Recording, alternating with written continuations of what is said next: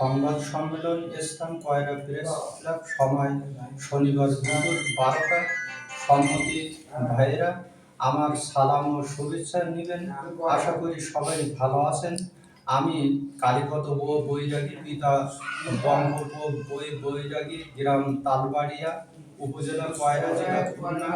আমি কয়রা প্রেস ক্লাবে উপস্থিত হয়ে এই মর্মে সংবাদ সম্মেলন করিতেছি যে কয়রা উপজেলার হরিনগর মৌজার সিএস 27 নং খতিয়ানের 29 একর 91 শতক জমি আছে।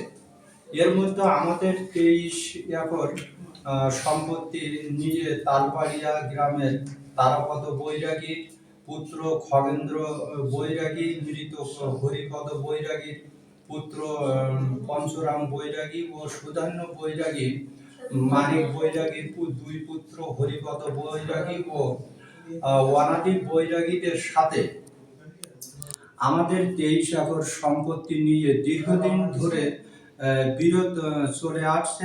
আমরা আমাদের এই সম্পত্তি নিয়ে বাংলাদেশ সুপ্রিম কোর্ট ও হাইকোর্টে তাদের বিরুদ্ধে আমরা দাবি হয়ে মামলা করেছি, কিন্তু আদালত থেকে আমরা মামলা রায় পেয়ে চলতি মৌসুমে আমন ধান রোপণ করেছি, যা আমাদের গ্রামের লোক সবাই জানে। তারা আমাদের লাগানো ধান কেটে নেওয়ার জন্য এলাকার পায়তারা চালায়। যে কোনো কারণেই আমরা বিজ্ঞ নির্বাহী ম্যাজিস্ট্রেট আদালতে 45 ধারার MR 216-25 নং মামলা দায়ের করে আদালত আমাদেরকে মামলাটি আমলে নিয়ে কয়রা থানাধীন জিম্মায় রাখার নির্দেশ দেয়, কিন্তু তদন্তকারী কর্মকর্তা আমাদের অবগত না করে একতরফা তদন্ত করে পরে আমরা আদালতে নারাজি দিয়েছি।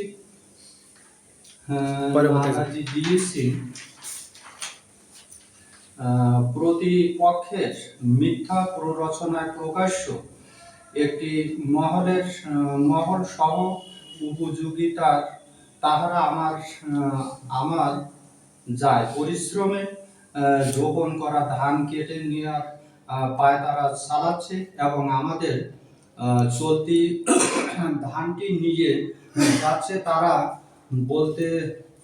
বলছে ধান যে লাগিয়েছে সেটা বিষয়ে চেষ্টা না করে দেওয়ার বিষয় প্রকাশ্য আমরা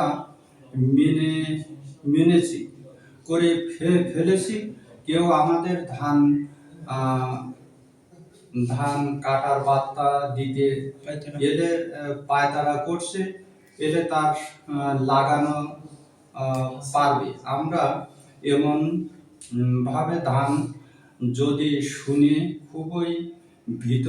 আমরা সংবাদ সম্মেলনের মাধ্যমে পুনরায় যুগ্ম ভালো তদন্তের মাধ্যমে প্রদত্ত জমি ও ধানের মালিকানাদের হাতে ধান বুঝে পায় সেই ব্যবস্থা গ্রহণের দাবি জানাচ্ছি।